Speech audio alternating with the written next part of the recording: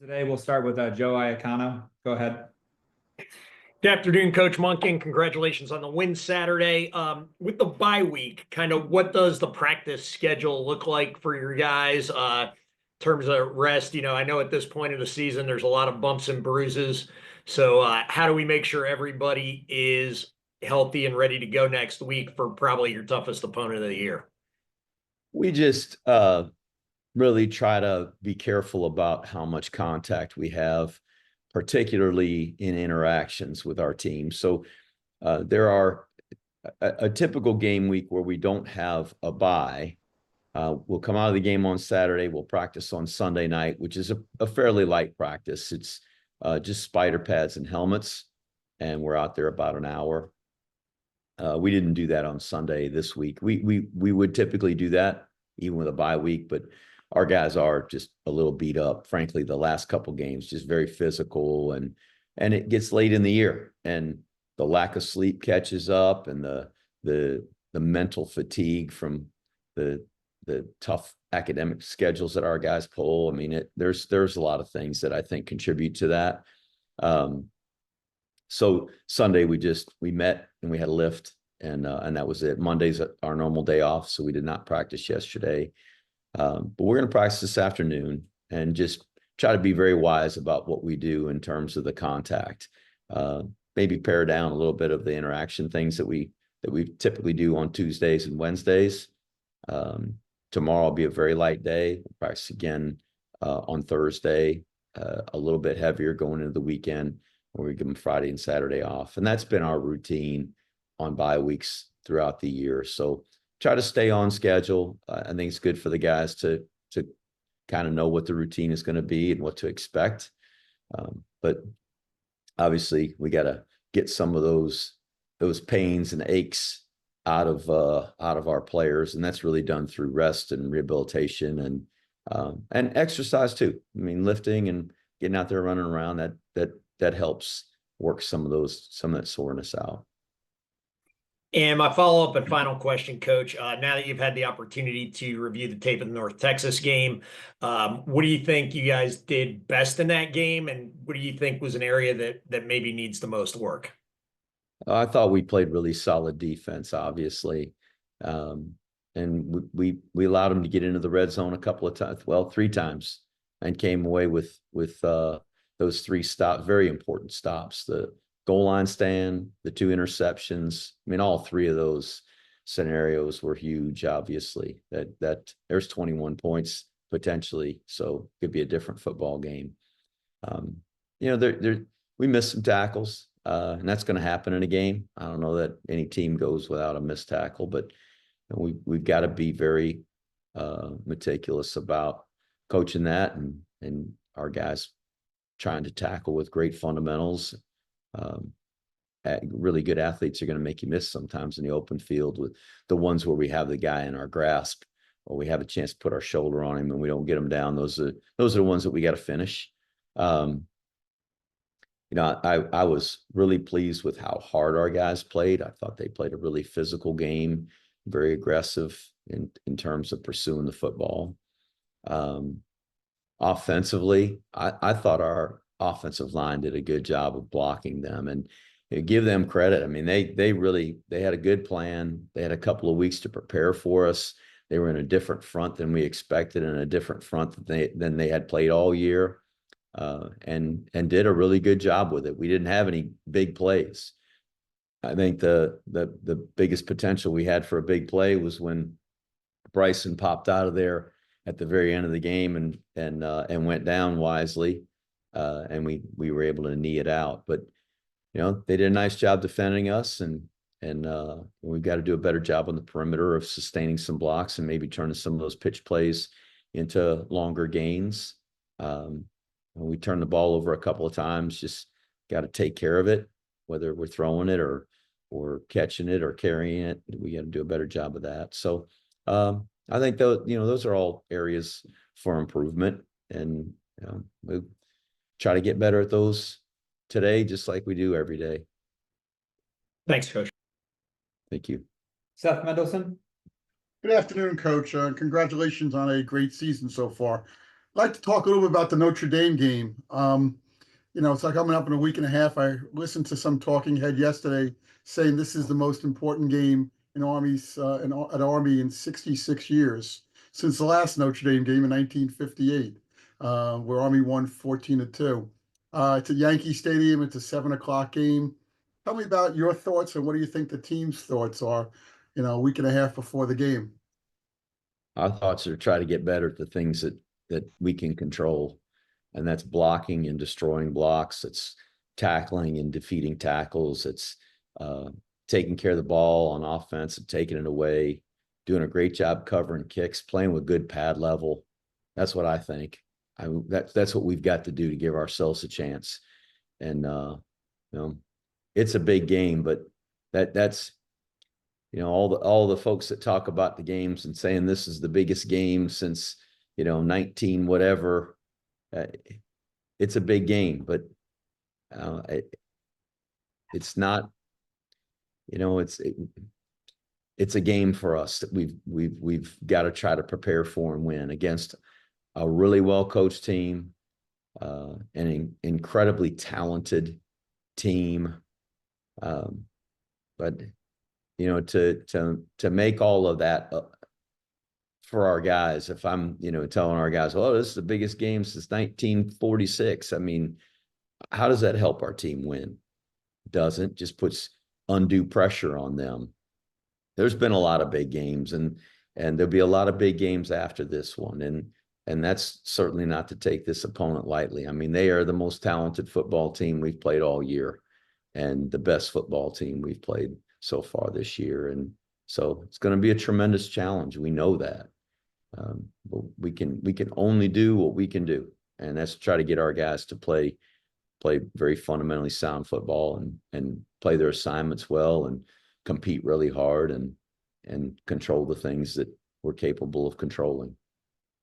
My final question is, now that Navy played Notre Dame at MetLife, do you think that's any advantage for Army with, looking at the tapes and, Navy playing a similar offense to what Army does?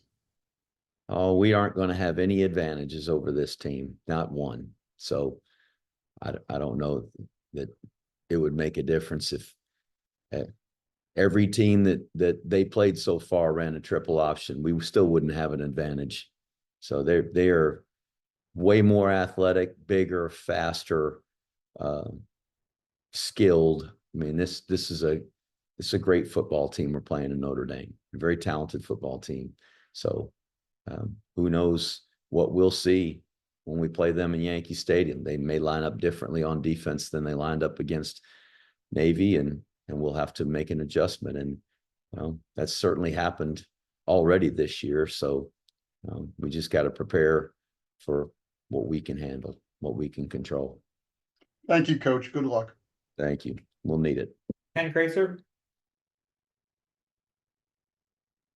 Good afternoon, Coach. Hey, just thinking about the Notre Dame game, which film would you like your players to watch, or would you spend the most time on the loss to Northern Illinois, or the win at Texas A&M or Georgia Tech, or they're trouncing of Florida State this past week?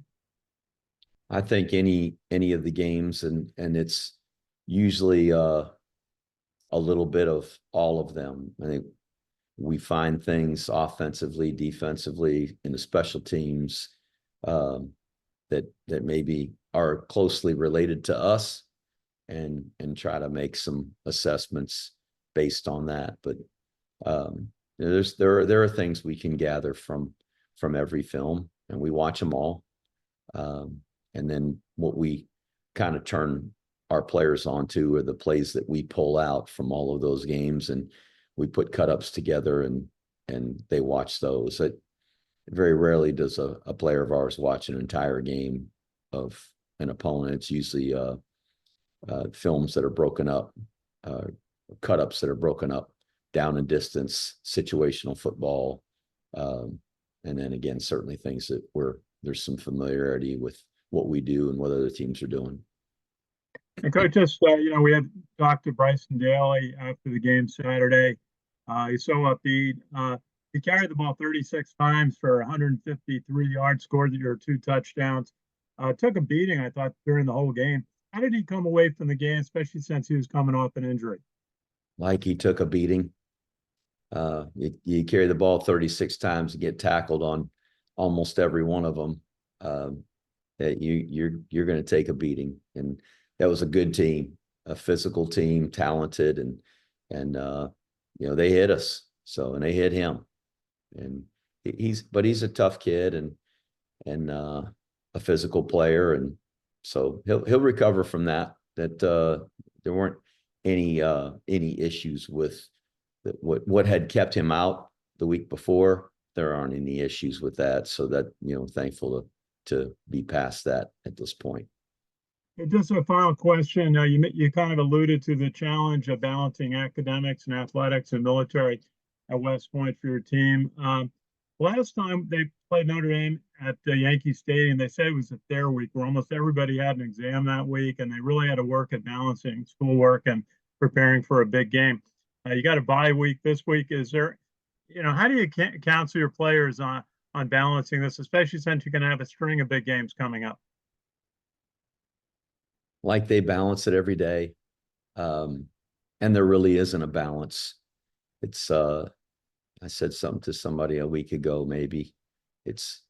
They got a rucksack that they carry around here when they do their march outs, and they go out to Camp Buckner, and those rucksacks are stuffed full. And for a guy that plays college football at West Point, you can open up that rucksack and try to stuff whatever's in there twice. I mean, it's hard, and there's no way to balance it. So they manage it. That's all they do. They manage it, and it's difficult. It's more difficult for some than others, but it's difficult on all of them. But I don't have any advice for them on that. They know what they need to do to handle the academic rigors here, and that's the most important thing, that they do that, and that they handle their professional duties in the Corps, which they do, and then prepare for football. But there's no excuses. It's just that's who we are here, and our guys become accustomed to it. And our veteran players, they've been doing it for 2, 3, some of them 4 years, so they'll handle it. Thanks, Coach. John Chuhran. Congratulations on the win, Coach. You talked about the physicality of the last 2 or 3 games. Could you talk about the importance of having a good rotation of players able to come in to spell guys and give them a bit of relief? Well, some of the positions we do rotate a good number of players. The defensive line, that has a pretty steady rotation. We play with 3 corners, so those guys all kind of rotate in, and Daryl does a good job of mixing up the reps there with those guys to keep them fresh. Our inside linebackers, Brett Jarena plays a good bit. He doesn't play as much as the other 2 guys, but gets some reps to spell those guys. At safety, a few reps for the other guys, mostly the starters. Our offensive line, 4 of our offensive linemen played the entire game. Only Paulo Generali, he didn't play the entire game. He was spelled by Will Jeffcoat for, I think there were maybe between 10 and 15 snaps. But our quarterback played the whole game, and we played Kanye most of the game. Jake came in some. The receivers get a pretty good rotation with Casey and Liam Fortner. Those 2 guys. Liam played more snaps. And then the slots with T-Rob and Noah.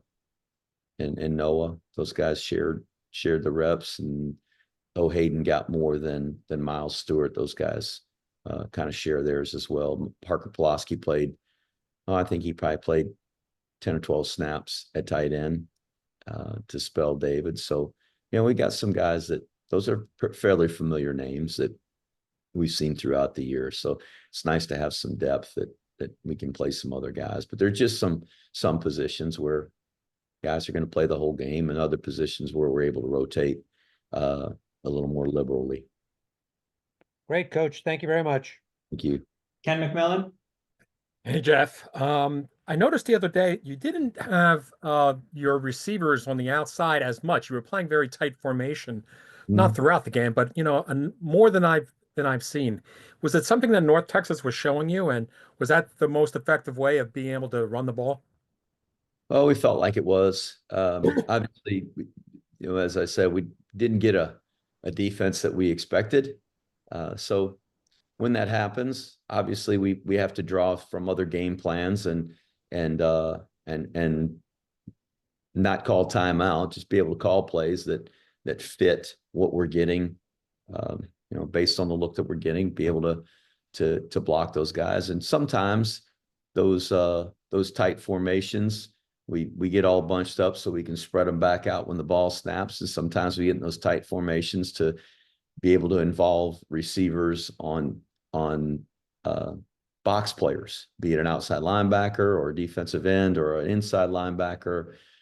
So there is different reasons to get in those condensed sets. And we were in a lot of condensed sets on Saturday. But I think really just kind of played into the kind of game that it was. And it was just as you watched, it was a slugfest, just long drives and short gains. And so that it just became that kind of game for us. What's your appreciation of that 21 play drive now? Yeah, it was a great drive, and it's hard to do that. It's hard to play 21 snaps, and we had a holding penalty in there that we had overcome. That was that's difficult. I don't know the last time we had one like that. We've had some long drives. We had some long drives that have been over 13 minutes, 12 minutes. That is a long drive, but it accomplished what we wanted to by scoring a touchdown and also by eating a lot of clock, and that limited the possessions for the other team. And it's really kind of our philosophy in terms of why we run the offense that we run. It's to control the clock and limit the possessions of our opponent and give them fewer opportunities to score. So that drive certainly accomplished that. Jeff, I know you play whomever you are assigned, but as a college football fan, as a college football historian, what is the significance of an Army Notre Dame matchup? It's not like you see that every year, like Oklahoma, Texas, Michigan, Ohio State, but how special or how needed are these types of rivalries for college football?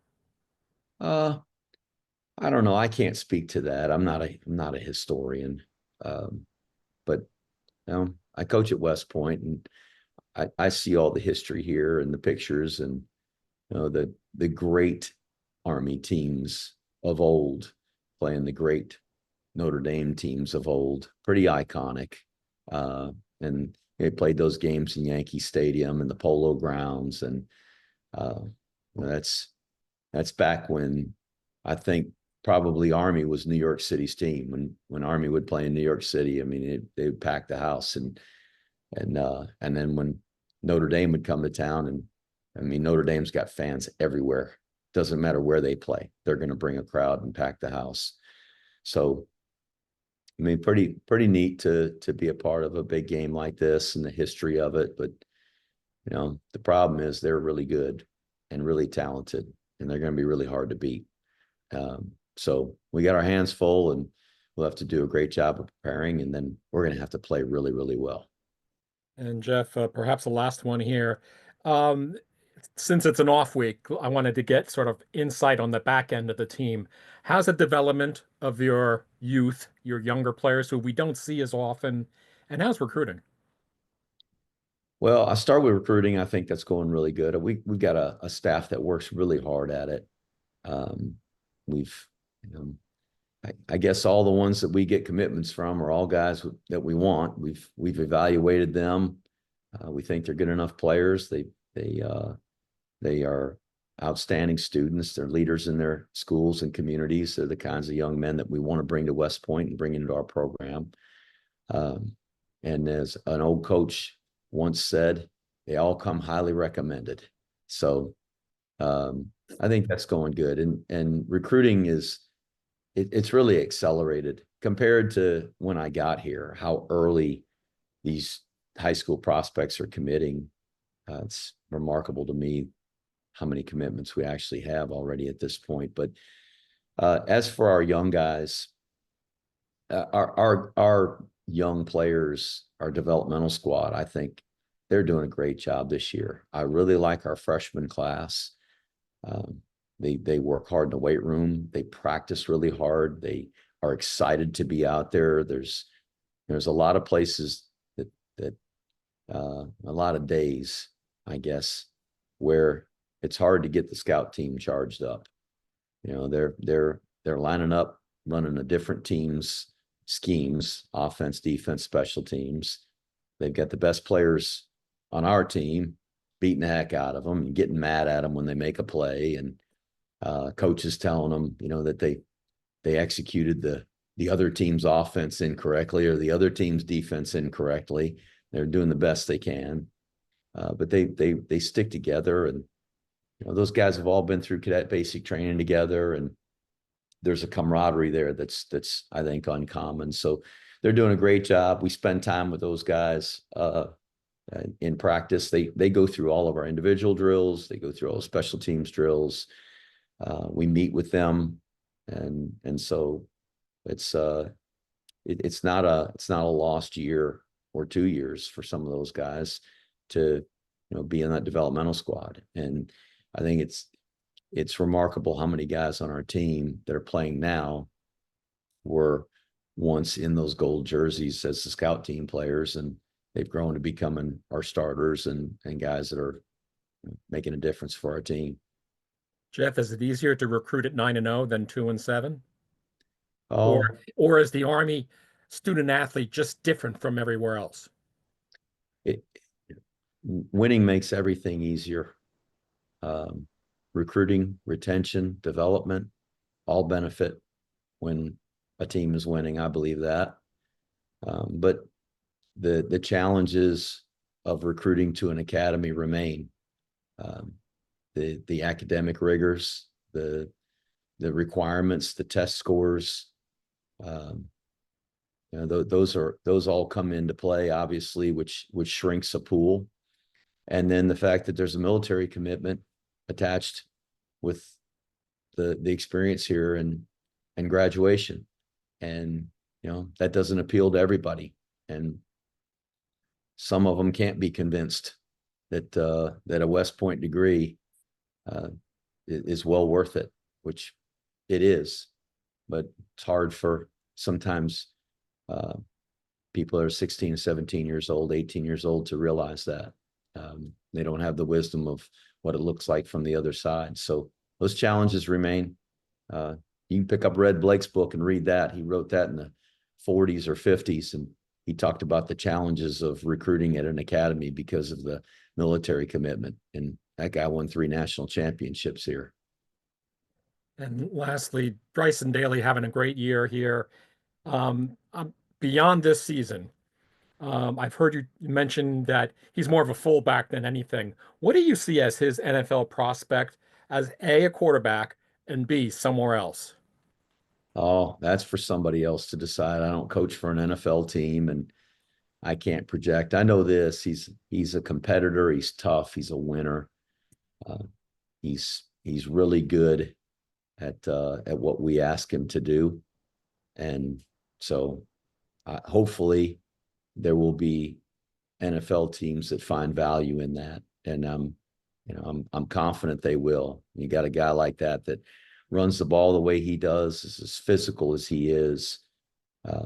It's not hard to see the toughness. He'll bring value to a team, no matter what he's playing. So I don't know. Some other folks that do that for a living will make that decision.